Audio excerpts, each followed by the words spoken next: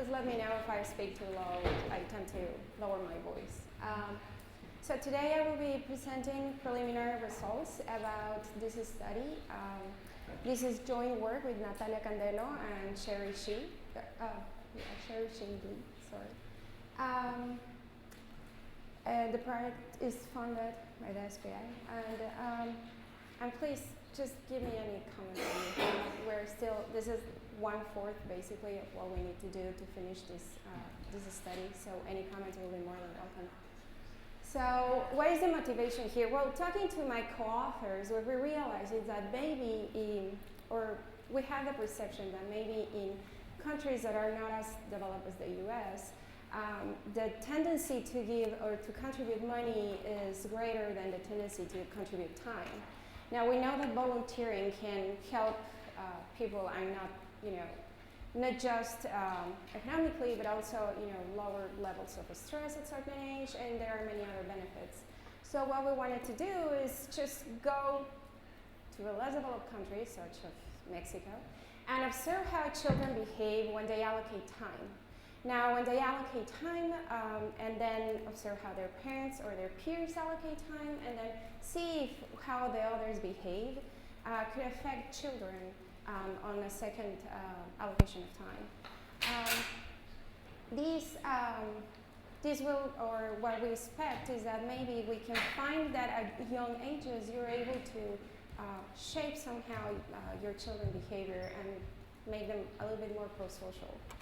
So, of course, there are many studies, but what we want to do is sort of bring together these theories or other studies that talk about these mixed motivations for volunteering, which a lot of studies, or some of them, find that people who volunteers more, at least in the US, are those who have children, young children. So parents with young children tend to volunteer more. And of course, why would you think that happens, right? Well, parenting is a tough job. You have to start, and then nobody tells you how to do this. So what you do is you try and, to push your children to do all these things that you think will shape them better, which is what the evolutionary theories tell you, right? There are your parents, and then they come and they tell you all these things, and maybe these will make you a better citizen or a better person later on. So there are a lot of experimental work, and of course this is just a tiny bit of everything. But most of this work has done using trust on ultimatum or dictator games. What we do in that sense is we actually ask children to do a real effort task. So we actually give them time, a limited amount of time that they have to allocate between giving or increasing their earnings or increasing the earnings of somebody else. So our hypothesis had to do with this. Okay, so my parents worked so hard for me to be good. Does it have just the same weight as the influence that I received from the people around me, right? So we are looking not only at the decisions of the child, but also at the decisions of their parents and their peers at school and the teachers. So we're sort of looking at the strength of this social influence. An approximation for this impact of social environment is looking at these two tasks.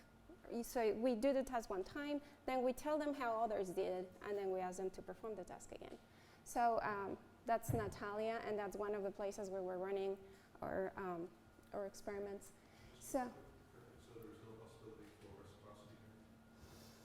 No. So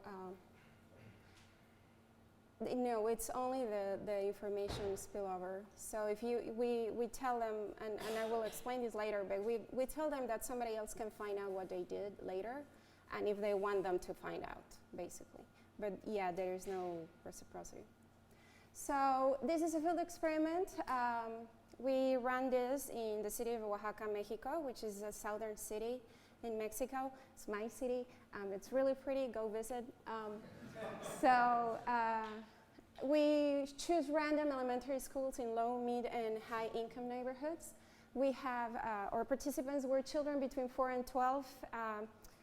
4 and 5-year-olds are a very small portion of our sample, so it's 6 to 12 is kind of the bulk. For this part, which is only one part, we have 153 children.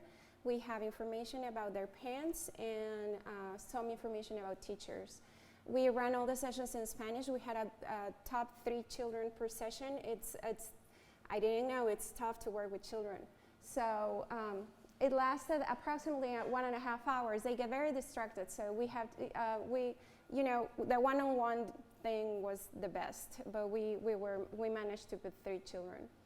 Our average earnings, well, for children, we have $1 show-up fee, which is equivalent to 10 pesos, more or less. And then also they were able to increase their earnings with toys or candies that we had available for them.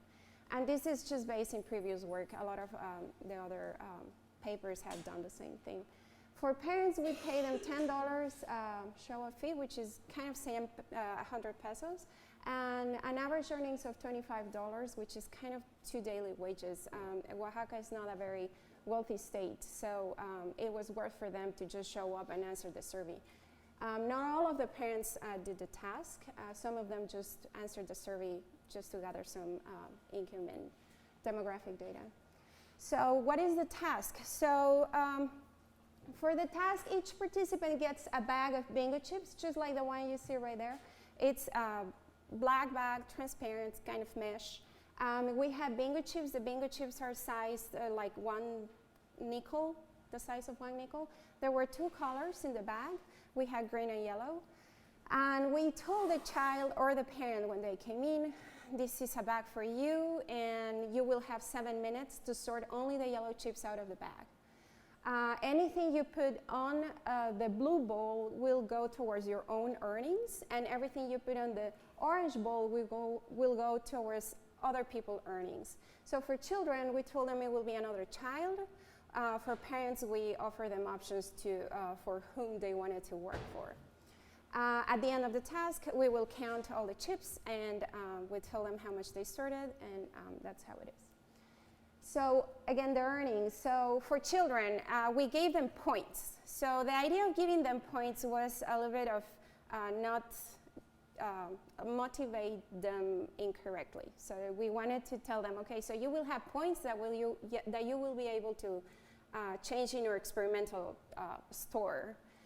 We show them, and I don't have the picture here because it became very heavy and I couldn't upload it, but we show them pictures in an album, and the pictures told them what was available on this store. So we show them, these are the pictures, these are the things we have for you, and the more points you make, the more things you can get, basically. And the things were toys, candy, or school supplies. School supplies are not very successful. The other things are. And the donation recipient was another child in a different community in the same state. We contacted this one charity that does amazing job in Oaxaca, and everyone believes in it. So they trust them, and they target underprivileged children in many communities in Oaxaca. For adults, we pay in cash, and we told them 1 yellow chip was equivalent to 1 peso, so at the end, whatever chips they sorted is the money they got. And 1 peso is like 1 dime, yeah. For adults, when they came in, we told them, okay, so you will have this opportunity to sort chips for somebody else. Who would you want to sort the chips for? And we offer these 4 options, which would be a child, a disabled person, an older adult, or a single mother. So that was interesting. A lot of these choices that they make had to do with whatever experience they were living. So that's kind of interesting. We have between subject design. In this treatment, what we do is we offer the information about the decision that the other person made. We have a 3x2 design, and we have 3 types of senders or transmitters. So it would be parent, peer, or teacher.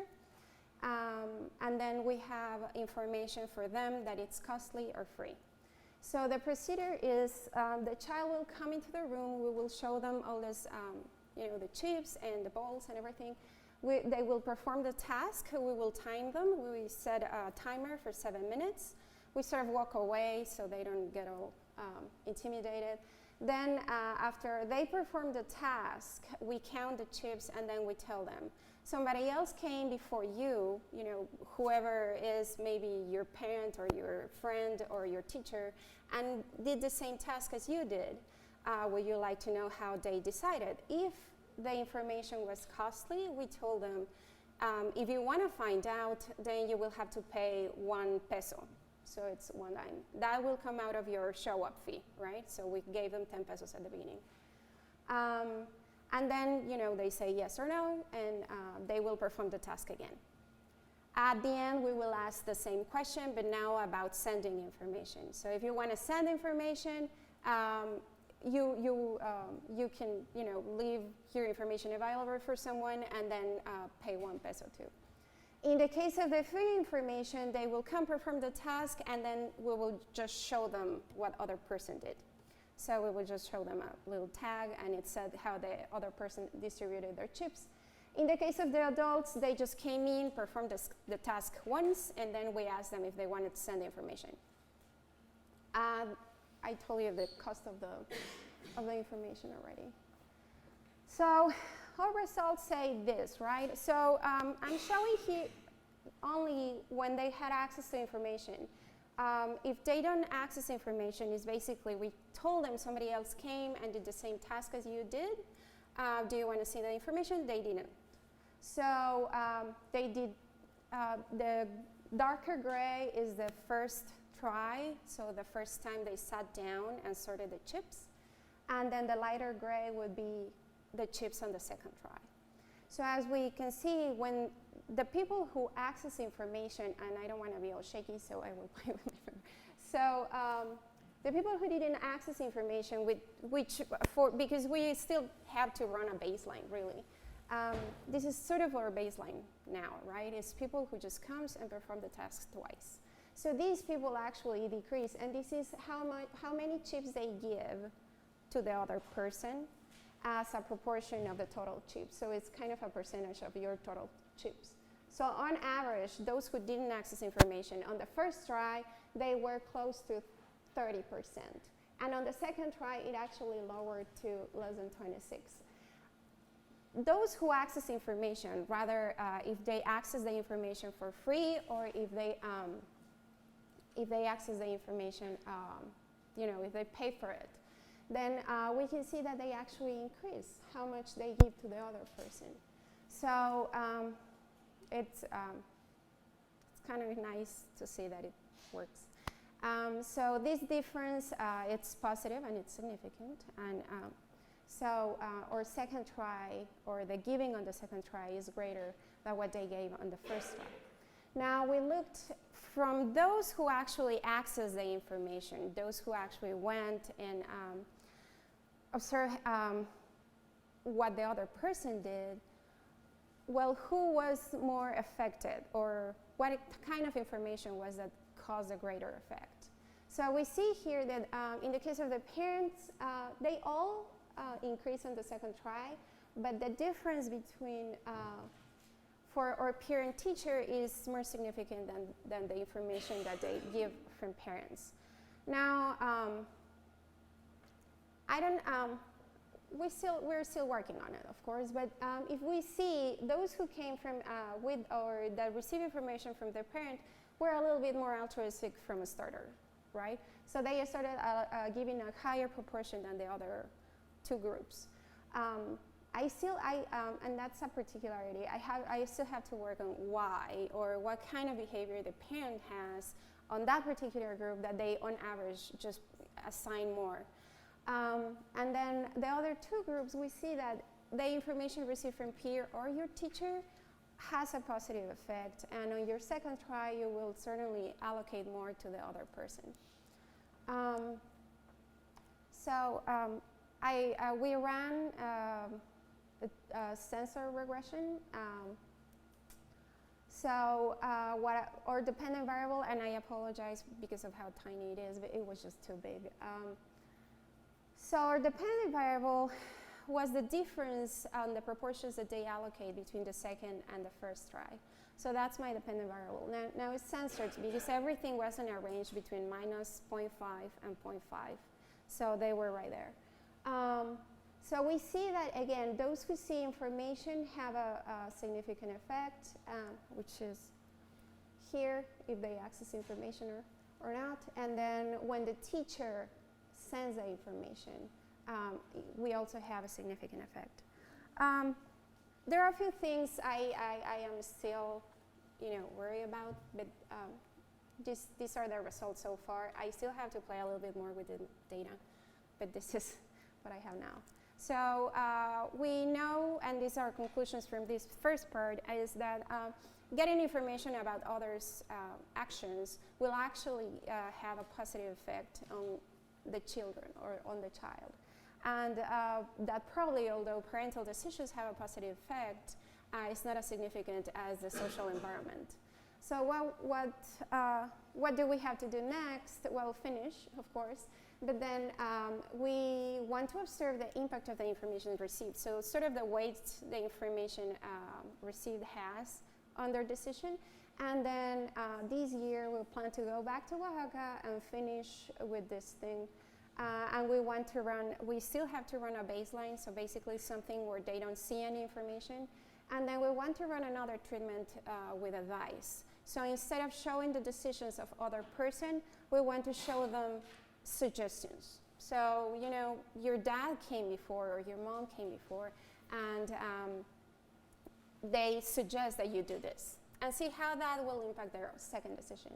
And we also we're working on this part, but we want to do something about social information. Still, I'm a little worried because Oaxaca is in a bit of a political turmoil, but that's what I have. Thank you.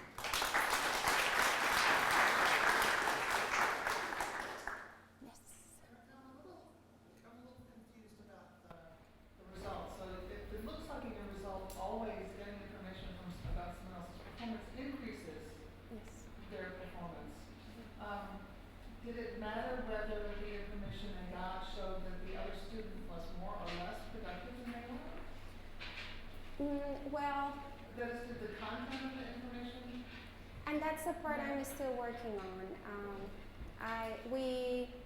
I haven't uploaded all the information about my parents and how they connect with the information they received, and that's one of the parts I still need to compare, whether a selfish information will cause them to be more selfish or not. Right. So yeah, I'm still working on that part. And the other thing is, how do you know it's not just learning and getting better at the task? No, it is not. So this is something that it's interesting because when they come in, they are not feeling any pressure. So I'm thinking it's because of the environment we created. We didn't create any competition or any pressure on what they need to do. So when they came in, they performed the task. We have control of what kind of strategy they use to sort out the chips. And they don't change their strategy, so they keep doing the same strategy in most cases. And they don't, I could tell that they weren't pressured. The older children got a bit pressured on the second task, but they were always, the ones that got pressured were the more selfish. Those who really wanted to increase their earnings for themselves, not so much for the others. So we didn't get that sense, but I still have the strategy thing, I guess, to control. Yes? And so I think from what you were reporting back, or they knew each decision they made sequentially? Yes. And you paid them the sum of, if they made more than one decision, the sum of all those decisions at the end? We paid one of the two tasks, and it was random. We asked them, it was kind of a luck thing. You pay, you got 2 chips or 1 so chip. You randomly selected Yes. earnings from one decision Yes. in front of them? Yes. And then there was always the same order